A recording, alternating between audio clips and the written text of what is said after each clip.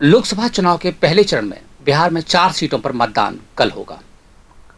19 अप्रैल को गया, नवादा, जमुई और औरंगाबाद संसदीय क्षेत्र में मतदान होना है। ये चारों संसदीय क्षेत्र बिहार के दक्षिणी क्षेत्र में पड़ते हैं, जो झारखंड से सटा है। और झारखंड से सटे इलाके में कर्क रेखा गुजरती है, और यही कर्क रेखा कल के लिए चुनौतीपूर्ण होगी, क्योंकि कर्क रेखा पर सूर्य एकदम सीधी रोशनी डालता है, उसकी किरणें सीधी पड़ती हैं, और ये चारों संसदीय क्षेत्र उसके दायरे में आते हैं। बेशक कर्क रेखा झारखंड के कुछ इलाके से गुजरती है, जो बहुत पास से गुजरती है। आईएमडी पटना का पूर्वानुमान है कि चारों संसदीय क्षेत्र में 19 अप्रैल को 40 से 42 डिग्री सेल्सियस के बीच तापमान होगा। तापमान की ये डिग्रियां कुछ इस तरह समझी जा सकती हैं कि तापमान सामान्य से 1 से 3 डिग्री अधिक होगा, और गया में 1 से 4 डिग्री अधिक हो सकता है।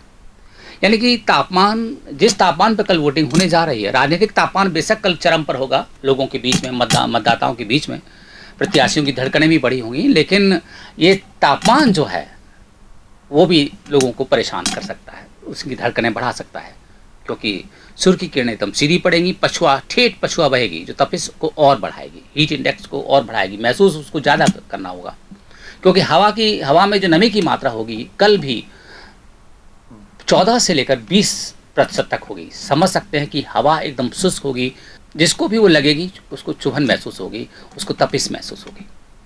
तो मतदाताओं से अपील है, आईएमडी पटना ने भी अपील की है, और उसने कहा है कि मतदाता सुबह खाली पेट मतदान करने ना निकलें, खासतौर पे दोपहर में। मीठे फल खाएं, पानी खूब पिएं, सिर पर कुछ न कुछ छाता लें अथवा साफी लेकर निकलें, क्योंकि हवा भी तेज होगी, गर्म हवा, और ऊपर से पड़ने वाली सूर्य की किरणें भी एकदम सीधी होंगी, जो आपके सिर को प्रभावित कर सकती हैं, आपके स्वास्थ्य को प्रभावित कर सकती हैं।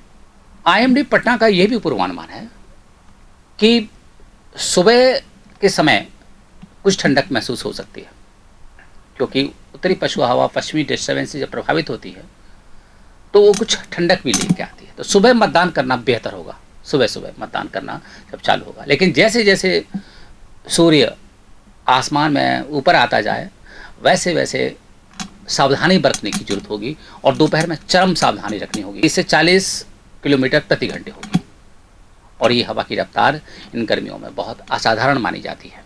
कल के मौसम के पूर्वानुमान में ये भी है कि लोग खुद भी तो जो एहतियाती उपाय रखेंगे।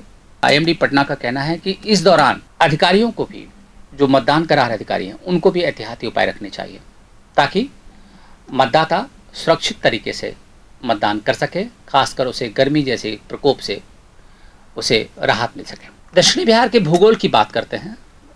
इस बुलेटिन में ये बताना जरूरी है कि दक्षिणी बिहार जो है, जिसमें ये चारों संसदीय सीटें आती हैं, इसकी गर्मी कुछ अलग तरह की होती है। यहाँ की नदियाँ पूरी तरह सूखी हैं, एक भी नदी में पानी नहीं है। वनस्पतियों का अभाव है, जंगल का अभाव है। शायद पूरे बिहार का सबसे ये 3-4 जिले ऐसे हैं जहाँ बहुत कम जंगल है। ऐसी परिस्थिति में लू की जो आईएमडी पटना घोषित करता है या मौसम पूर्वानुमान व्यक्त करता है, धरातल पर उससे कहीं ज़्यादा वो तीखा और ज़्यादा भयावह होता है। इसलिए मतदाताओं को अपनी परिस्थितियों का ध्यान में रखते हुए मतदान के लिए निकलना चाहिए, और मतदान जरूर करना चाहिए। इस संदर्भ में एक बात और बताना चाहता हूं कि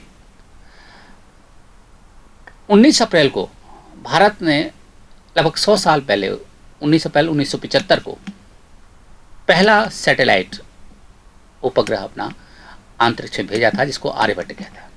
ये वही उपग्रह है जिसने हमारे मौसम के पूर्वानुमान को मजबूत आधारशिला दी। हालांकि तब ये इसका मकसद मौसम के पूर्वानुमान को स्थापित करना नहीं था, इसको खगोल विज्ञान, सौर भौतिकी के बारे में इसको जानकारी लेनी थी।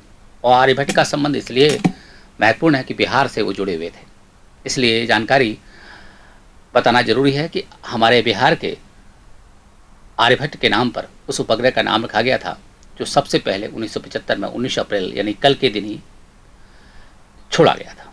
ये रूस की मदद से छोड़ा गया था। फिलहाल कल 19 अप्रैल को मतदान करना जरूरी है, क्योंकि मतदान हमारा कर्तव्य भी है। बेशक गर्मी हो, कैसी भी परिस्थितियाँ हों, लेकिन मतदान करने की ज़रूरत है। कोशिश करें कि सुबह ठंडक में हम मतदान करें अधिक से अधिक, शाम को करें, और दोपहर में अगर टाइम मिलता है, मान लीजिए सुबह और शाम को समय नहीं है, तो दोपहर में मतदान करें, लेकिन पूरी तैयारी के साथ। खूब पानी पिएँ, खाना खा के निकलें, फल फ्रूट अपने पास रखें, ताकि आपका पेट खाली ना रहे, और ये नहीं कहने का मतलब कि आपके अंदर पानी की कमी ना हो। ऐसा करते हैं तो निश्चित रूप से हम बेहतर मतदान कर पाएंगे, और मतदान करना बहुत ज़रूरी है, क्योंकि हमको सरकार देश की चुननी है। धन्यवाद। प्रभात खबर .com, विश्वास वही, रफ्तार नहीं।